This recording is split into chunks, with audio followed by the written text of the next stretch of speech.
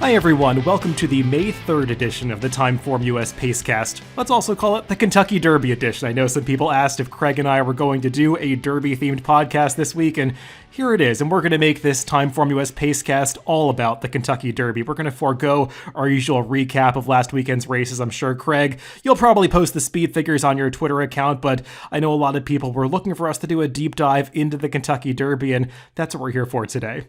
Yeah, for sure. I'm going to post those figures. But yeah, all the talks about the Derby this week. So looking forward to getting into it because I do think it's a fascinating race, pretty wide open. And I think we're going to cover every single horse at least somewhat. Craig and I will also be doing videos on the Kentucky Derby and the Kentucky Oaks if you want to check those out on the DRF YouTube channel. We'll actually be recording those later on Tuesday, as we're now doing this on Tuesday morning. So we'll have our more concise analysis there. But for the Kentucky Derby, we usually have like a free-ranging discussion, Craig, but this time we're going to go a little bit more regimented, take it post-position order, go horse by horse, and just give our in-depth thoughts on each runner in the race. But before we get into the contenders, Craig, we probably should talk a little bit about the pace, and I know you've done some extra work on this Kentucky Derby Pace Projector, so talk a little bit about that. Yeah, the Pace Projector, it shows we actually have all 20 horses included. I even put one on Twitter that includes the deep closers, which is no big deal. It just added them to the back. But I also added the horses from the UAE Derby that are here. Summer is Tomorrow and Crown Pride. Both are pretty big prices on the morning line, but they seem to be getting a lot of talk. And one thing I did find, and kind of got that impression watching the UAE Derby, was it was a fast race early. There's no doubt about that in my mind. So I kind of went through my normal process for Medina that day and made the figures. And we'll talk a little bit about the overall figures I would have given for the race. But there's no doubt those horses are quick, particularly Summer is Tomorrow. And that's why he's shown on the front. He's a horse who not only in the UAE Derby, he's always shown high speed, even in sprint races. So I would be pretty surprised if he's not up on the front end with a clean break, or if at the very worst he's going to be fighting for it. Yeah, those horses definitely seem like they're pretty quick. In particular, Summer is Tomorrow. He's a horse that is going to have a significant impact on the pace of this race, assuming he breaks well. We'll talk about him a little bit more when we go through all of the entrants in this race, but obviously Classic Causeway also at speed to the outside. It does seem like a lot of horses and also their trainers and jockeys have been talking about getting forward position into that stalking slot, maybe second or third early, but often in the Kentucky Derby, you've got 8 or 9 horses vying for that position. So trips are going to be of utmost importance, as they always are in the Run for the Roses. Craig, correct me if I'm wrong, you'll also be writing a pace analysis for one of the DRF packages that they put out. You can find information about that on DRF.com. Is that right? I think you usually do that. Yeah, I did an article about the Pace Projector. I think it appears in the main DRF. It'll probably also be in the packages that we put out. But yeah, it kind of covers who the speeds are, who the late closers are, things like that. And just to finish off the shameless plugs, I'll be doing the DRF betting strategies for the Kentucky Derby Day card, along with Marcus Hirsch. We'll both be giving our picks and writing analysis back and forth through all the races and trying to put some multi-race wagers together. So you can check that and find out more information about that on DRF.com.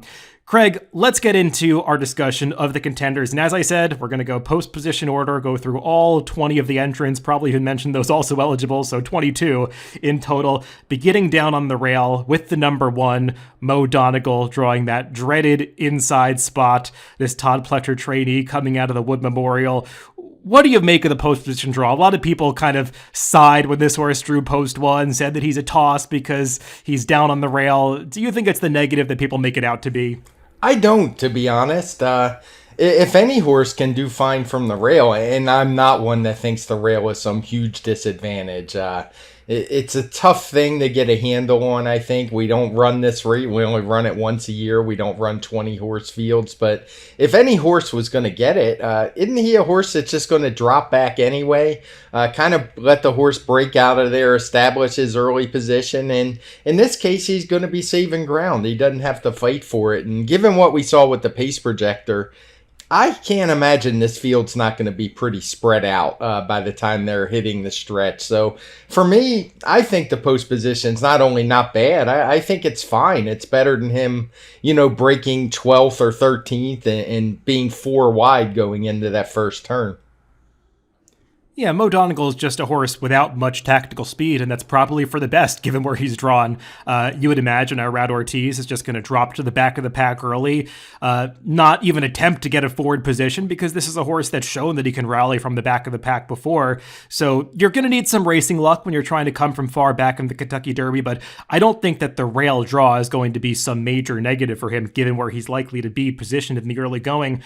And let's talk a little bit about his performance in the Wood Memorial, because I was pretty impressed by it. I know that he saved all the ground that day and rode the inside path, but early voting had a pretty significant pace advantage that day. It's not like he was crawling up front, but he got to set that kind of even pace that often is dangerous in two-turn dirt routes, and Mo Donegal just really accelerated in the final portions of that race and nailed him.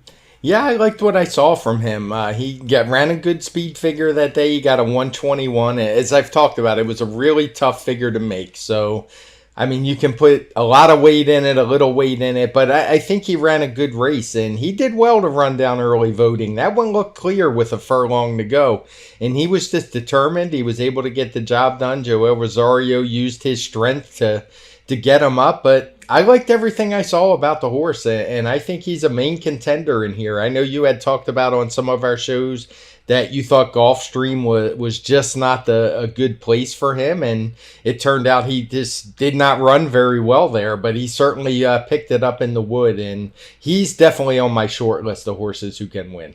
Yeah, I know there's a lot of talk about not taking the Aqueduct horses in the Kentucky Derby, the Wood Memorial not being a good predictor of Kentucky Derby success, and that's all been true over the past several years. Maybe it's going to swing the other way eventually. We'll see about all of that, but I like what I've seen from Mo Donegal. His morning training coming into the Derby, it's been a little bit contained, but I like the way that he's appeared in the mornings. I thought his last workout was deceptively impressive, so I have positive things to say about Mo Donegal, and we might disclose our picks at the end. Maybe we'll save it for the video that we do later, but he's pretty high up for me.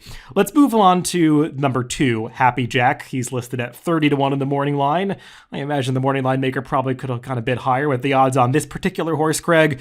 He's been beaten by double-digit odds and double-digit margins in all of the preps that he's contested. Just pretty hard to make him a serious contender. Yeah, I don't think we have to spend a lot of time on Happy Jack. He got points running third in a couple short fields in California. They were fast races, but he was nowhere around at the finish, so hard for me to take him serious. The morning line is pretty silly, if you ask me, to have no horses in a 20-horse field above 30-1. Just, I don't get it. I don't get the thing about offending the owners. Is the owner really going to feel better about his horse being 30-1 instead of 50-1? It makes no sense to me, but figure that was as good a time as any to talk about that, because Happy Jack, he's not going to be anywhere on any of my tickets. Yeah. Happy Jack to me is a likable horse. This is just not the right race for him. He tries really hard. Maybe there's going to be a grade 3 race with his name on it later in the year, but this is not the race for him. Moving on to the number 3, Epicenter, who is a major, major player in this race, Craig. For a long time, considered to be the likely favorite for this race. Maybe that shifted in the past couple weeks or so, given the way horses are trading and the way buzz has developed coming into this race. We'll talk about that when we get to Zandon a little bit, but Epicenter, I mean, it's hard to fault him. He's just a head shy of having won 5 in a row. He's been pretty impressive in his last 2 preps down at Fairgrounds. I guess the one thing that some people might view as a negative is the inside draw, but I'm not sure that that's going to be that detrimental to him. No, he has good tactical speed, obviously. He's a horse who had 1 wire-to-wire in the Risen Star. He had set a fast pace in the Lecomte before getting nipped at the end, and then he showed that new versatility in the Louisiana Derby where he actually tucked inside behind a couple of fast horses, was able to run by them late. I guess the thing with Epicenter, you have to say, is it's a recency thing, because the Louisiana Derby is kind of the first of the big preps, and we've seen everybody else since he ran, and maybe people are forgetting him. My only real knock on Epicenter is I think he might get a little overbet in here. He's 7-2 on the morning line. Again, I'm not sure how much stock I put in that, I know you think another horse is going to be the favorite, and I probably agree with you.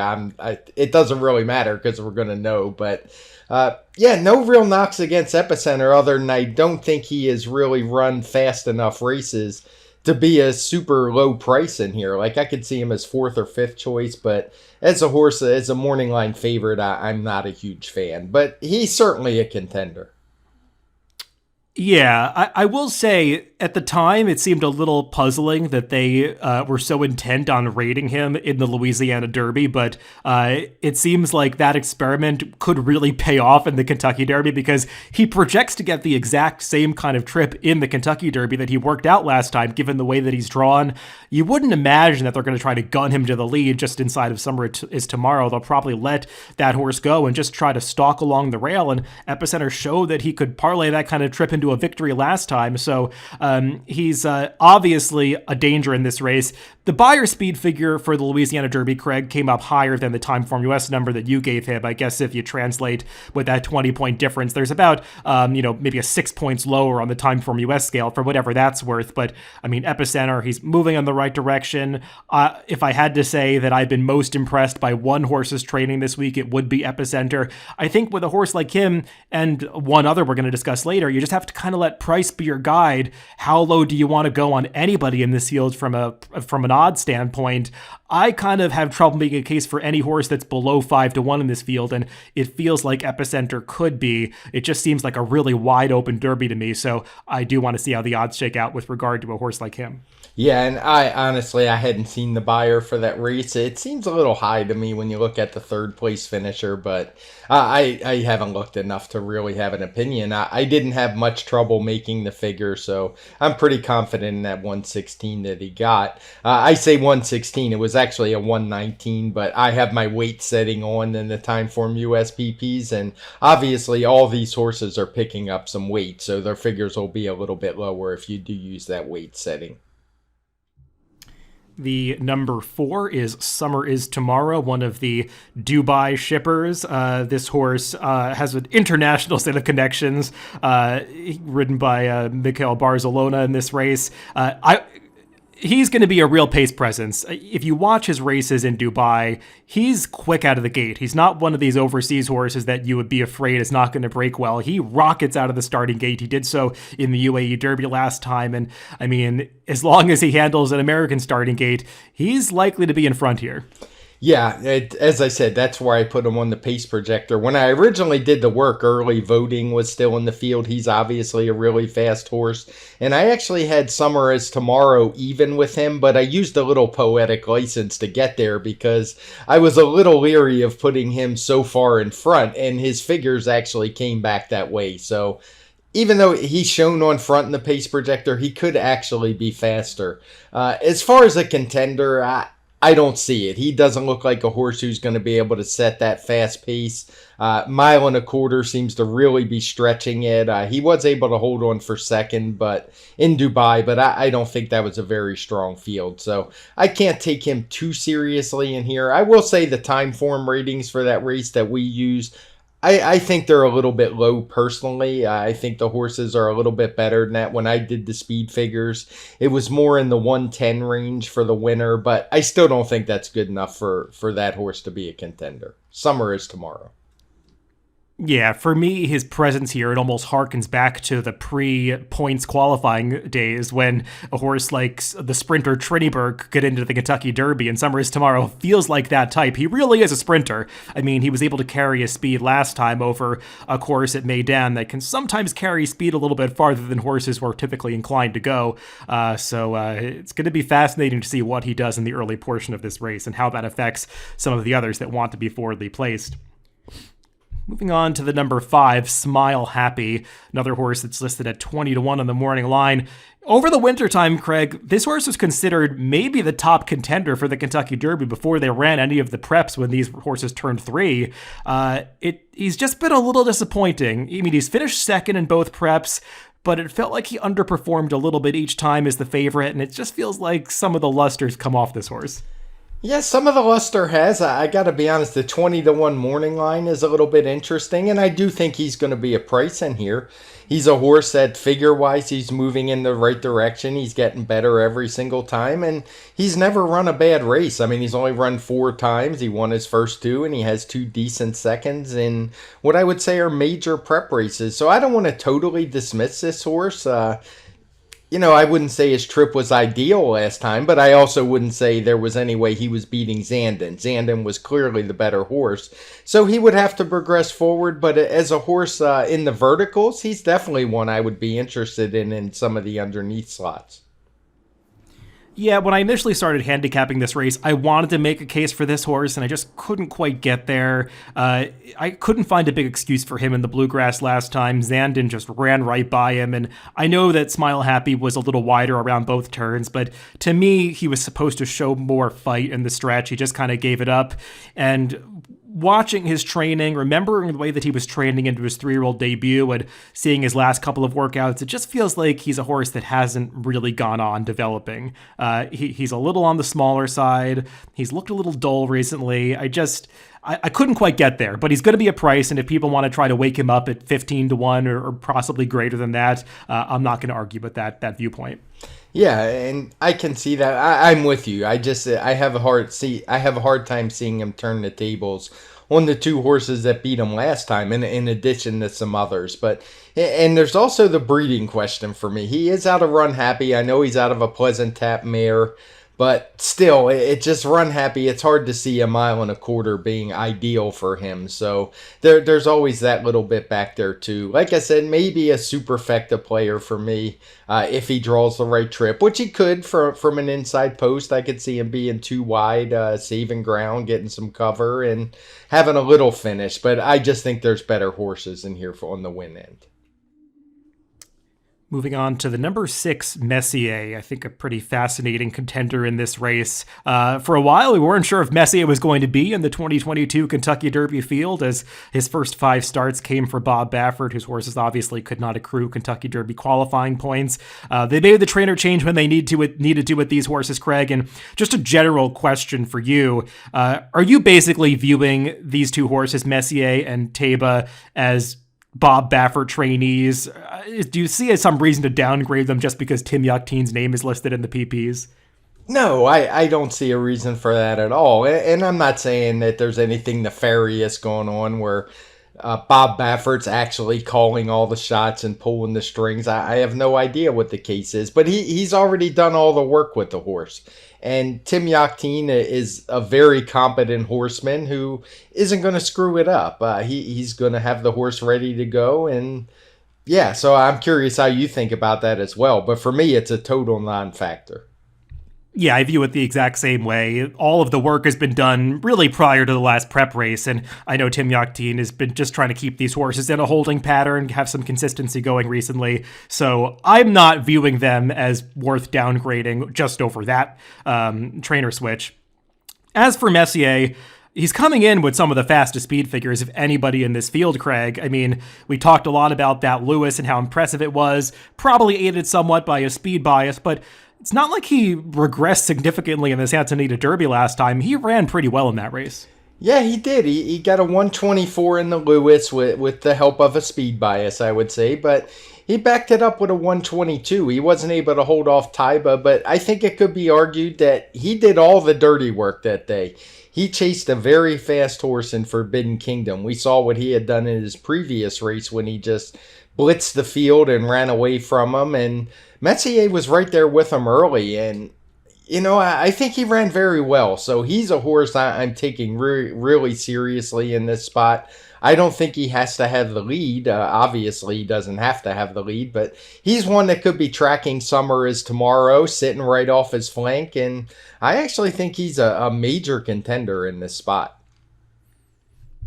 I do too. I think that he's a horse that has the credentials to win a race like this. The one other thing I would note about a Santa Anita Derby is if you watch the start of that race, he took kind of an awkward stutter step coming out of the gate, was maybe a length behind Taiba, just a couple strides away from the starting gate, and had to make up that ground into the first turn. Just not ideal for a horse that's trying to chase down a runner like Forbidden Kingdom, who did fade pretty badly in that race. So I think that's all positive for Messier's performance in the Santa Anita Derby. It's just he really had no answer to Taiba that day when Taiba made his move in the final eighth of a mile. And Messier is a horse that is just a beautiful mover. He travels really well. He races in hand. I mean, there are a lot of things to like about him, but he does seem pretty one-paced. I've never seen from Messier any fight or any sense that when he gets challenged, he's going to try to battle back. I mean, we saw the same thing when he lost that Los Al Futurity last year, kind of surprisingly, to slow down Andy. He's kind of like the opposite horse of Medina Spirit to me, when, that horse was a real fighter, but didn't have the brilliance. Messier has the brilliance, even though they have similar running styles, but I haven't gotten the sense that he's a fighter. So we'll see. I think trip is going to be important with him. And Craig, I would imagine, that John Velasquez is going to try to get this horse forward. I know that people haven't really been talking about Messier that much as a major pace presence in this race, but I'm not going to be surprised if he's right up there trying to contest it for the early lead. Yeah, without the horses from Dubai and the lead entrance of Classic Causeway, I actually thought he was going to be a wire-to-wire threat in here, because as horses started dropping out and early voting was iffy, I was kind of thinking he may wind up being the speed of the speed. But Classic Causeway and the Dubai horse kind of changed that thinking. But yeah, I agree with you. There are some question marks. He hasn't really passed horses. He did it early in some sprint races, but in his two routes, he hasn't done it. He's given up stretch leads twice, which isn't a great sign in the Kentucky Derby. The one time he did draw away, there really was no competition whatsoever in the field. So I do think that is a legitimate concern. Two different times he was clear on the lead with a furlong to go and was run down. Up next is one of the most fascinating runners in this Kentucky Derby, the Japanese-bred and Japanese-campaigned number 7 Crown Pride, who has attracted a lot of attention this week, Craig, based on his unconventional morning training habits, how impressive he was winning the UAE Derby last time.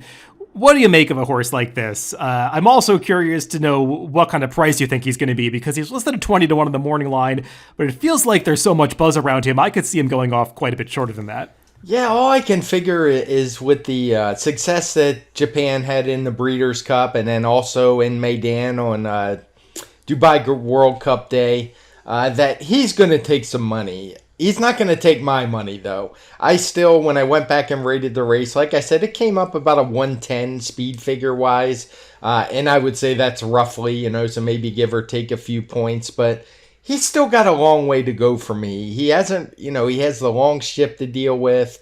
And it's just until some of these foreign runners come over here in the Derby and actually make some noise, I just can't see it. And like I said, maybe had he run a 125 speed figure winning that UAE Derby, I'd be more interested. But he didn't, so he would have to improve quite a bit, and he's just not for me. I did want to talk about the Pace Projector. Some people have commented on where he's positioned. We actually have him like a joint third along with Epicenter and Messier. And I get that maybe that's not always his style, but when you watch it, this is only based on one race, and it's not like he was 10 lengths back of the lead early. He was actually up there pretty close to that fast pace set by the leader. So if you do believe Summer Tomorrow is fast and going to lead, it was just a matter of how many lengths behind are you going to put Crown Pride, and using that race, I put him right where he should be. Yeah, I do think this horse has talent, and it's not like some prior Japanese horses that have come for the Kentucky Derby have been totally embarrassed, horses like Lonnie and Master Fencer, and there is a sense that Crown Pride is better than those two. My concern with Crown Pride is kind of that last point that you were making and where he's shown on the Pace Projector. I think that he's got good early speed. My issue with Crown Pride is that if you watch his races, he is not a good gate horse. And I know some people were surprised that he's 4ly placed based on his early positioning in the Hyacinth 2 back in Japan. And if you watch that race, I mean, he did not break well. He got completely clobbered coming out of the starting gate because of that slow break, wound up towards the back of the pack. I mean, there's an argument he could be undefeated coming in here if he hadn't blown the break 2 back. But I mean, even in his prior races in Japan, he's not the best gate horse. So I'm a little bit concerned in a race like the Kentucky Derby, if he breaks even a half step slowly, he could find himself in a bad position early. So, I mean, if he's going to be lower than 20-1, which I feel like is a real possibility, he's not for me. Moving on to the number 8, Charge It, Craig. There are 3 runners in this Kentucky Derby field who have just 3 starts or less. It's kind of a new phenomenon where it's pretty commonplace to have horses that don't have a whole lot of prior experience running in the Kentucky Derby, and Charge It is one of them. He's shown some promise in his 3 races, but it's asking a lot of him, especially given how green he looked last time in the Florida Derby. Yeah, it's... I'm not sure what to do with Charge It. You know, we've talked about on the shows, I have not been a big fan of the Florida contingent. So it would be hard for me to make a big case for him in here. He only got a 111 speed figure for me last time, his career best. So, I mean, I was talking about Crown Pride having to make a jump. He'd be in a similar boat. Now, he is trained by Todd Pletcher. I would say he was definitely green last time out. I think you could make an argument he could have been right alongside White Abarrio had he been able to run straight through the stretch. He's also a horse that we have listed as a leader, which is part of that Pace Projector. That's based on his first 2 races. Based on what we saw last race, I think the plan is pretty clear. He's going to rate a few lengths back off the pace and try to close them down. But for me, I don't see the combination. The lack of experience and the lack of solid speed figures, he's really not for me in this spot. Yeah, among those 3 horses that have just 2 or 3 starts coming into this race, he's the one that I'm most concerned about not being able to handle the Derby experience. Just the way that he ran last time, he got a good trip, but still was a little green. Seemed like he disengaged on the far turn, was reacting, or I should say overreacting to Louis Size's whip in the stretch, trying to lug in. Just not things you want to see from a horse in its final Kentucky Derby prep. I think he's got talent. It's just this might not be the right time for him. Moving on to number 9, Tiz the Bomb, listed at 30-1 on the morning line. Craig, this is a horse that's won on all 3 surfaces, turf, synth, and dirt. So, I mean, he's got that going for him, but feels like his better performances have come on turf and synth, and it's just a question of whether he can translate that form back to dirt. Yeah, I mean, I guess you would have to say he's probably going to get the pace in here. I mean, he won the 2 races at Turfway that give out Derby points. But yeah, for me, the one thing that really sticks out is that Holy Bull on dirt, where he just did no running whatsoever. He was 9-2 that day, so people thought he had a chance, maybe based on that off the turf race where he had won by 14 lengths, but that was just a terrible race. I mean, there was no way he wasn't going to win that race. There was nothing in there. Looking through the chart, it's pretty ugly, so he's just not for me. I understand some people might get sucked in because he is going to get pace. He did run a pretty fast speed figure, at least for me, in the Jeff Ruby Stakes. He shows a 117, but for me, the surface is just too much. I have a feeling he's the kind of horse who is not going to handle the surface well. He's going to get shuffled way back and just leave himself way too much to do. Yes, similar to what you were saying, that Holy Bull is of concern to me. He was training really well on the dirt coming into that race and was not able to translate those, positive morning dirt workouts to a dirt effort in the afternoon. And I feel like people are getting tricked by his positive dirt workouts coming into this Kentucky Derby once again. I just feels like it's probably not the right spot for him. The morning line favorite in this Kentucky Derby, Craig, is the number 10 Zandon. Listed at 3-1. We'll see if any horse actually goes that low. I would not have anticipated the morning line favorite being that low in the Kentucky Derby. Maybe Mattress Mac betting a lot on the horse will help get the price down a bit, but Zandon has been given that designation, and I can't argue with it. I mean, this horse is attractive, a lot of buzz coming into the race. His last performance was maybe the most visually impressive of anybody in a final prep, and the big question with him is just what kind of trip is he going to work out, because he does not have much early speed. No, he does not, and that's one of the ones we've posted the Pace Projector a few times. And the first horse people seem to gravitate to is Zandon because he's in the back, and I don't get people under the thinking that he's going to be some horse who's going to be laying like mid pack. If you watch his last two races, I know he broke bad two back, but he didn't in the Bluegrass, and it was an 11 horse field, and he was 9th after a quarter mile and 10th after a half mile. And the horses behind him are frankly not very good. One isn't also eligible in this race, Rattle and Roll, who, if he was in the Pace Projector, would be even further back than Zandon.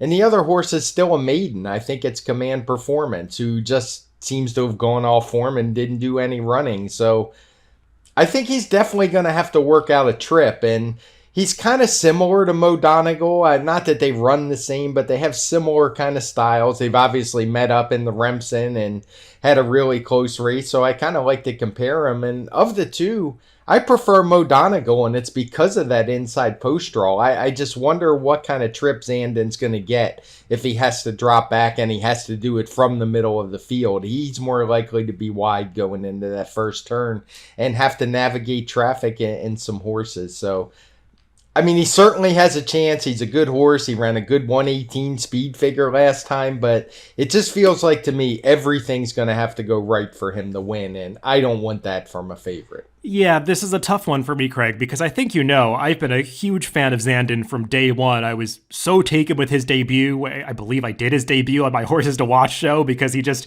even though I don't usually highlight horses that won races, I was just so taken with that performance.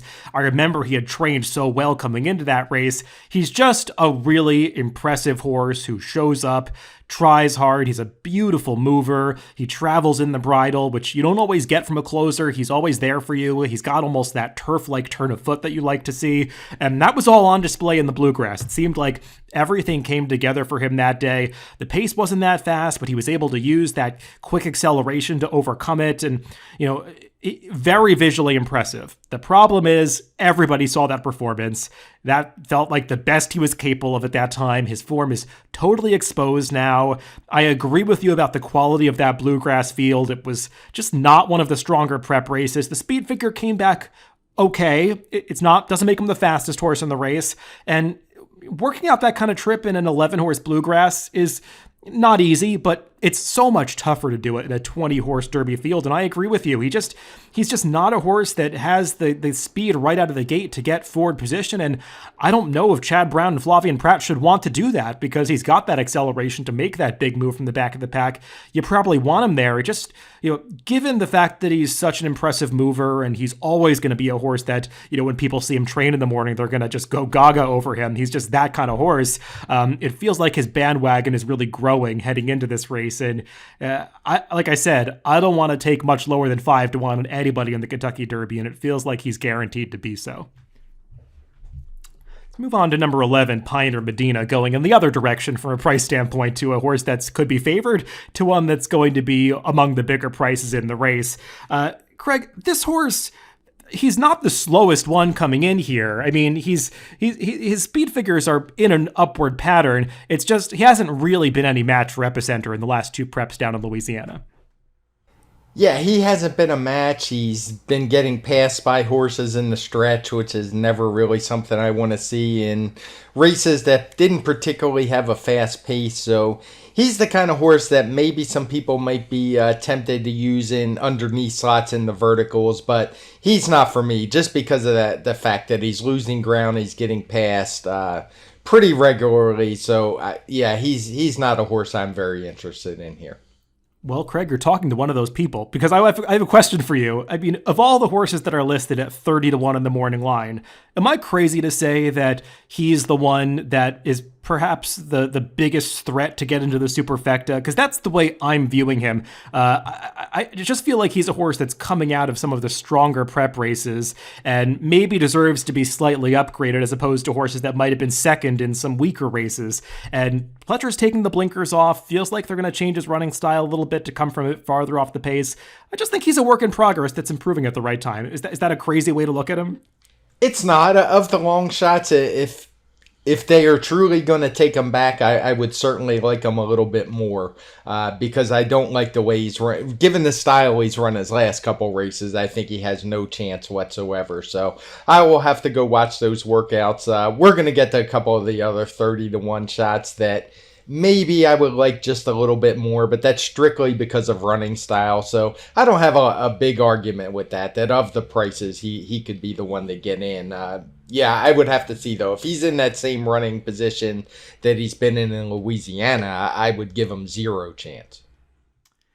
Next up is number 12, Taiba. Pretty fascinating horse in this Kentucky Derby. Craig, it's funny. He's listed at 12-1 in the morning line. I think most people would agree that's way too high. But what price should he be? It's kind of a difficult question to answer because he's the most inexperienced member of this field, coming in with just 2 starts. But from a speed figure standpoint, I mean, he's the fastest horse in this race. He's got that prior runner from similar stable and Justify kind of having broken the mold of a Kentucky Derby winner, coming in so inexperienced, having started their careers so late. So I mean, there is precedent for a horse like Taiba. Just what do you make of him in a race like this? He's kind of a difficult horse to wrap your head around. He is, and I'll be honest, I wanted to just dislike him and totally toss him in here. But the more I've watched his 2 races, he's just too good for me to just dismiss because he's only run twice.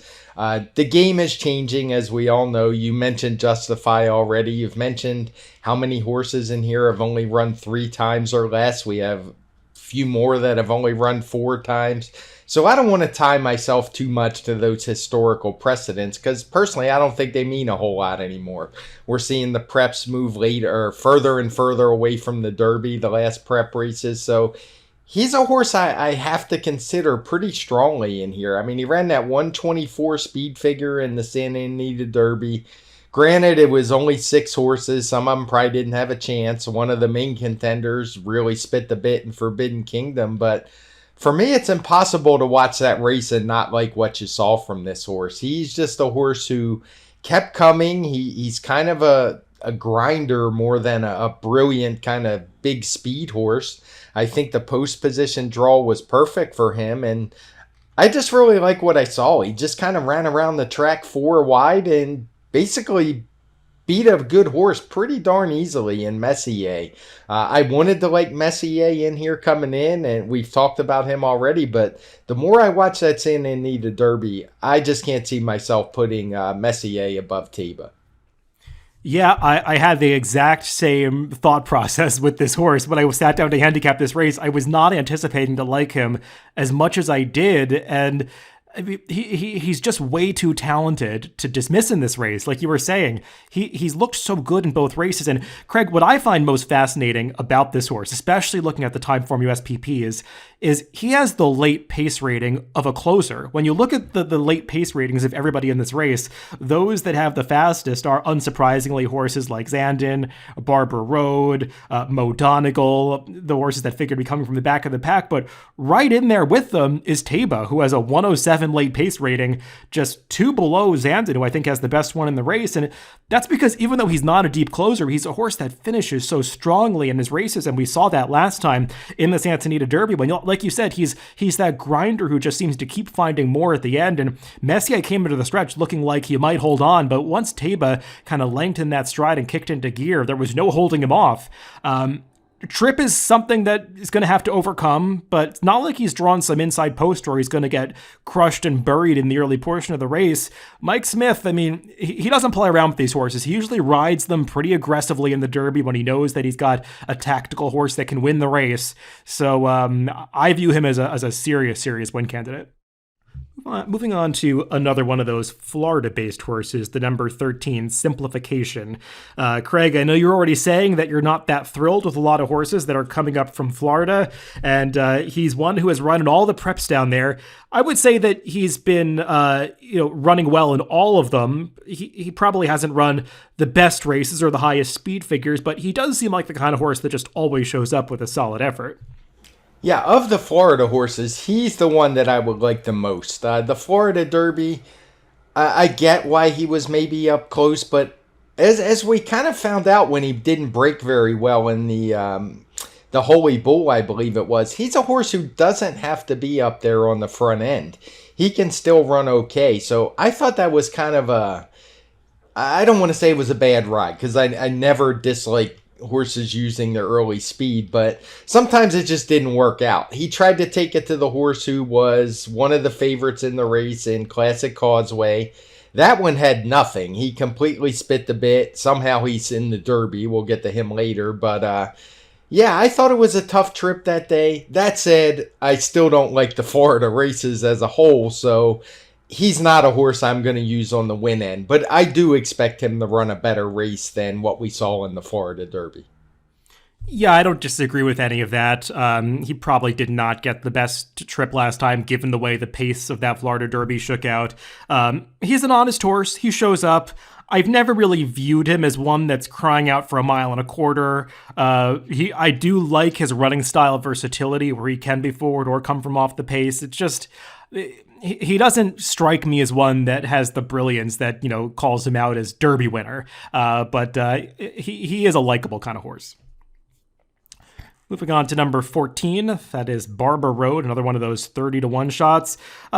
He's the kind of horse that I think a lot of people are viewing as a superfecta candidate, Craig, and I get that viewpoint. I mean, he's a horse that doesn't have much early speed, but often comes running late in his races, likes to pick up checks. I think it's just a matter of how strong you think those Arkansas preps really were.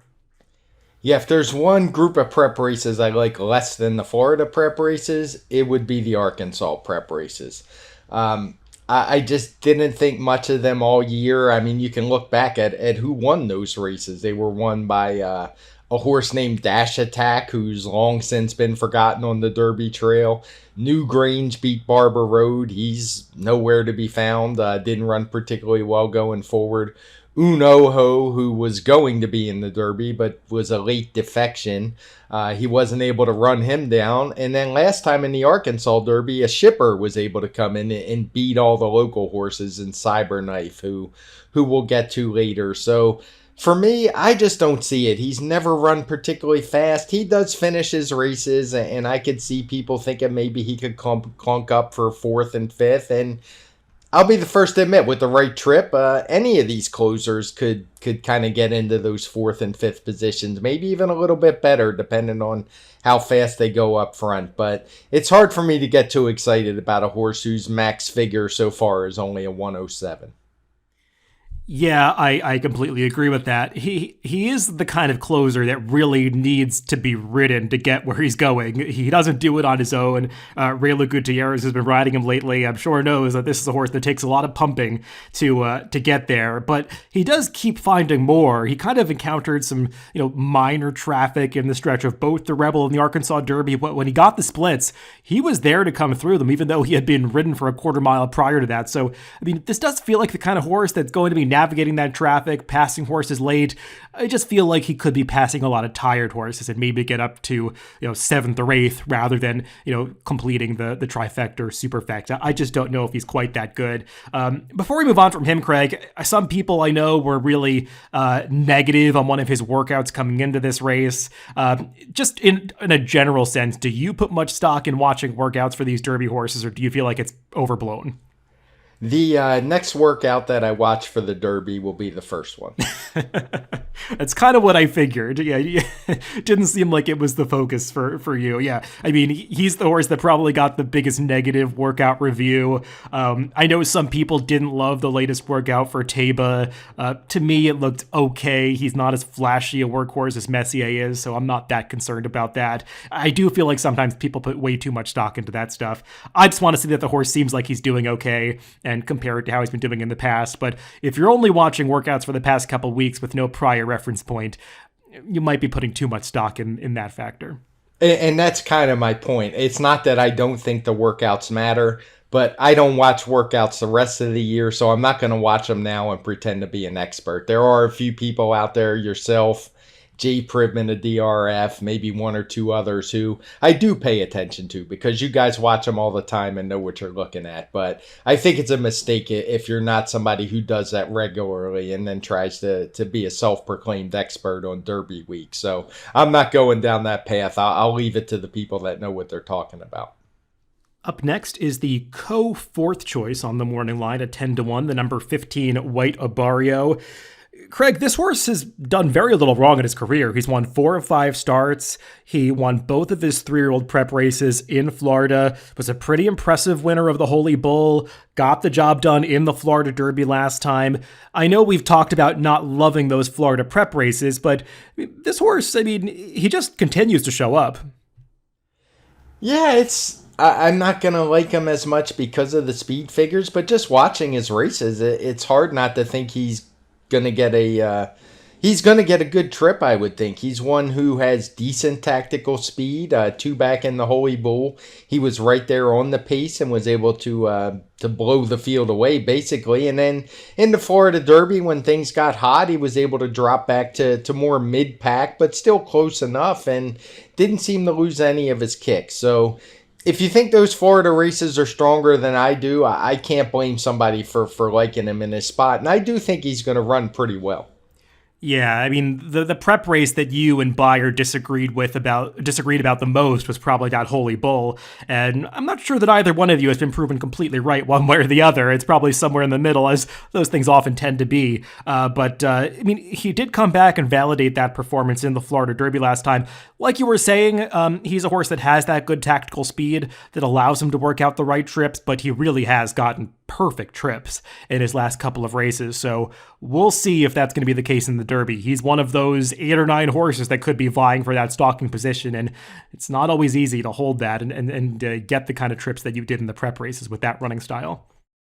Number 16 is Cyberknife, another horse who won one of the final round prep races, he being the winner of the Arkansas Derby. And this horse, Craig, seemed like a real work in progress early in the year. It was very green. Brad Cox was experimenting with putting blinkers on, blinkers off, but seemed like something clicked for him in his last 2 races when he won that allowance at the fairgrounds and then basically repeated that performance last time in the Arkansas Derby.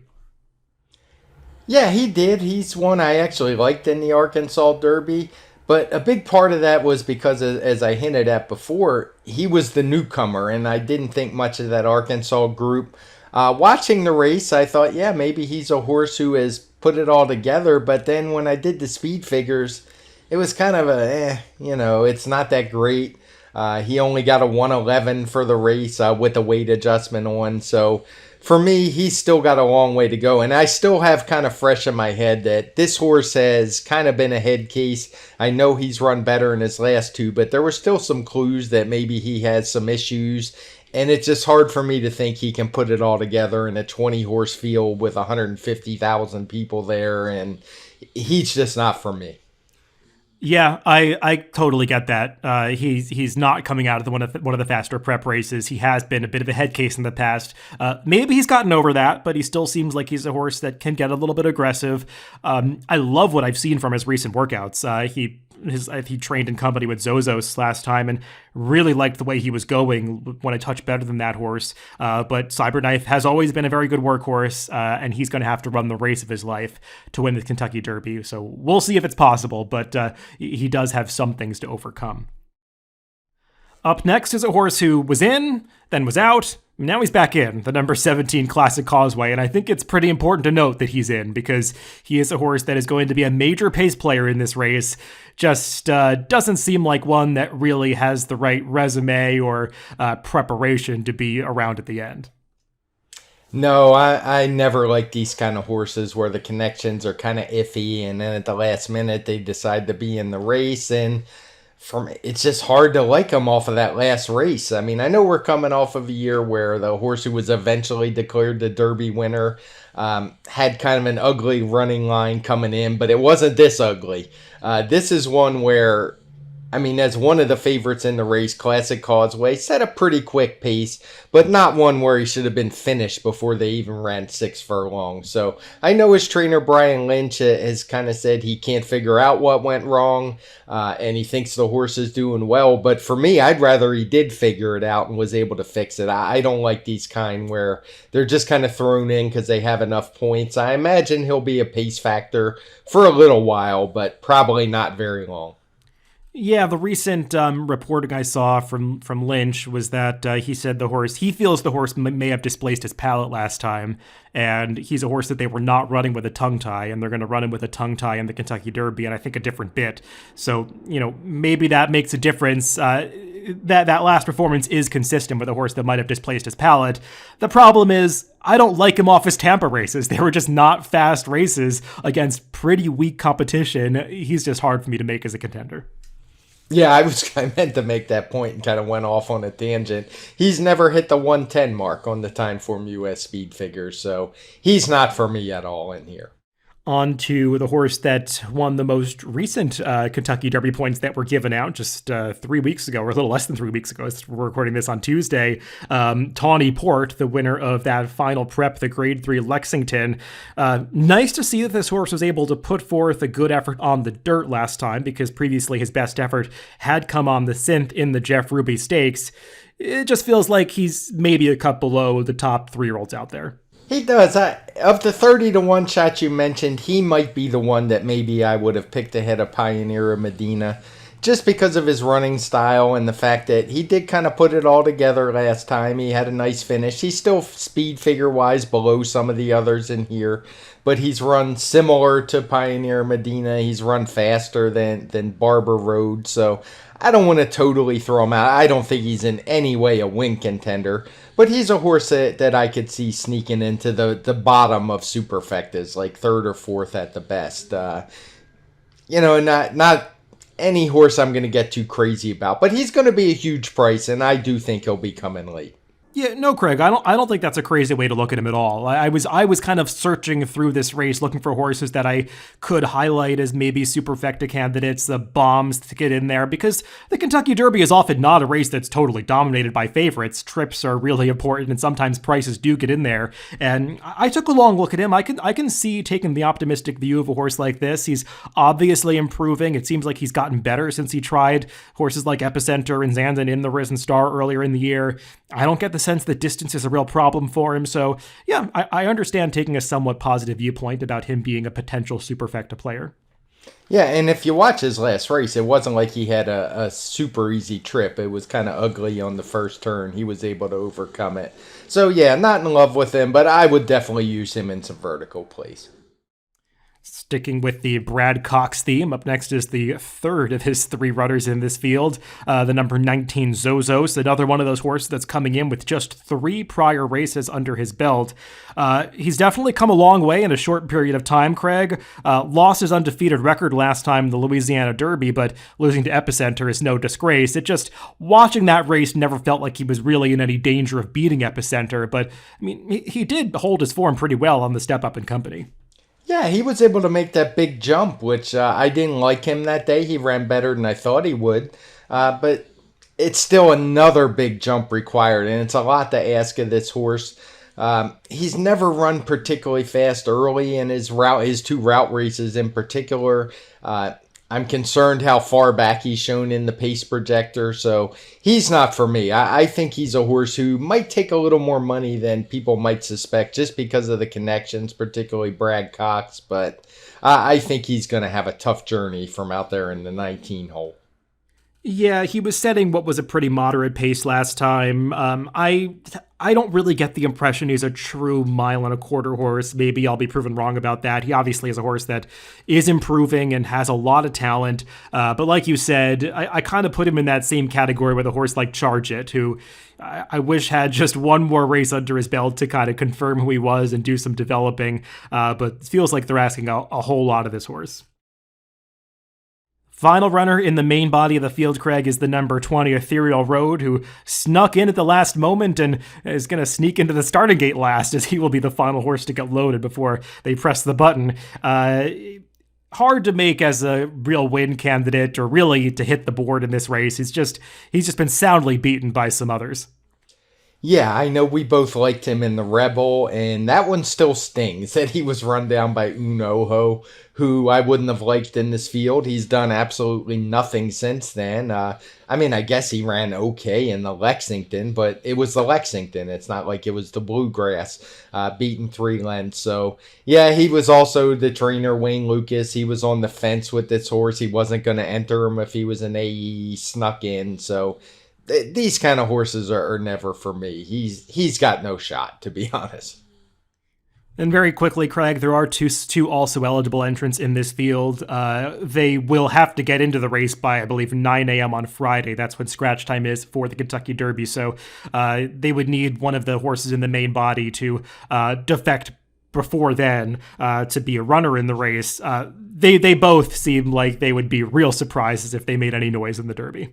Yeah, I think in this case, it's one where the 2 AEs are probably if they did get in, they would still be the least likely to win the race. I just don't see either of them being any kind of factor at all. Well, Craig, I'm not going to put you on the spot because I know you said right before we started recording you hadn't completely finalized your picks yet. You got to do it in the next hour or so because we're recording some videos pretty soon. But it feels like you have a sense of where you're leaning at this point. Well, if you want them, I have them because we had to send them into DRF by noon, so I went ahead and sent them in. I was multitasking. I kind of came up with them as we were talking, so that's up to you. We can either save it or we can go over our picks now. Let's just say them now. Let's not make people navigate to another video. Go for it. Okay, well, I picked Taiba on top, or Taiba. On top, which I never thought I would do. I actually, when he first ran, I made a tweet saying I wasn't going to like him, but the race was just too strong for me, and I love his post draw. I suspect he's going to run a big race, and he's not going to be one of the favorites. After him, I went with Mo Donegal. Despite the rail draw, as many would say, I think he's going to get a really good trip from there. He's not going to have to worry about fighting for position. He's just going to naturally save ground. I think the field's going to get strung out by the Medina horse and maybe Classic Causeway. And that I read Ortiz will be able to work out a trip. Zandon I have in third. He's a horse who is also going to have to work out a trip. I think it's going to be a little tougher, but you could flip-flop those two. I think they're very close in ability. And then in the fourth slot, I put Tawny Port, just looking for a little value, a horse that I think can come running late and pick up some of the pieces.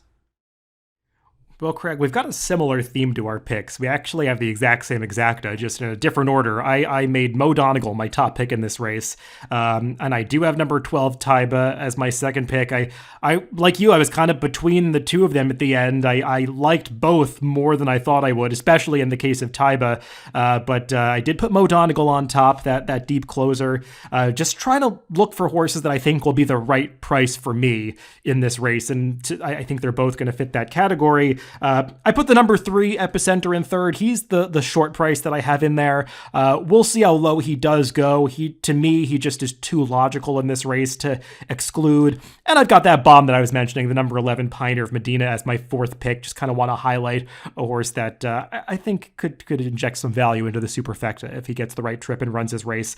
But it is a wide open Derby. I think if we can give any advice to the listeners, it's figure out what price you need in all of these horses and search for the right value, because this isn't the kind of race where I think you want to just default to favorites, because there are going to be some horses in this wide open field that get a little bit lost on the tote board. Yeah, there's going to be some that get lost, and I think some of the favorites are going to get overbet. It doesn't mean that they're not very good horses, but you have to consider it's a 20-horse field, and you kind of have to build that into your thinking that not everyone's going to get a good trip, and it doesn't matter what your running style is. You can get a great trip from the back, and you can get a bad trip from the front. It's just one of those, sometimes luck comes in. It's not even necessarily whether the jockey gives a good or a bad ride. I mean, you can give a good ride and have a bad trip in the Kentucky Derby. So I do think you got to build in a little extra cushion. So for me, that always tends to to make me look for a little bigger prices than what I normally would. Now, the Derby is a day where sometimes you can get some value on some lower price horses, but I'm a little leery that's going to happen this year just because I think there's so many horses that don't really have much of a chance. Well, Craig, we covered a lot of ground. I think we might have put one of your dogs to sleep. I hear some snores in the background, so that's probably a sign that we should wrap things up now. Everybody, hope you enjoyed this deep dive into all the Kentucky Derby contenders. And we, as I said, we will be putting out some shorter videos on the Oaks and the Derby later today. So look for those as well. We'll give all of our Oaks picks. Craig and I will be doing those together. This will be the only podcast we record this week. Craig and I have some busy schedules for a little bit later in the week, so just the one TimeformUS podcast. We'll be back on the normal schedule, though, next week with our recap of the Derby and all the other major racing happening at Churchill on Friday and Saturday. Everybody, thanks for listening. You can always catch these podcasts on DRF.com, Spotify, Apple Podcasts, and YouTube. Wherever you get your podcast, just make sure to subscribe to the Daily Racing Form channel. Thanks for listening, everybody, and enjoy Kentucky Derby Week. Good luck.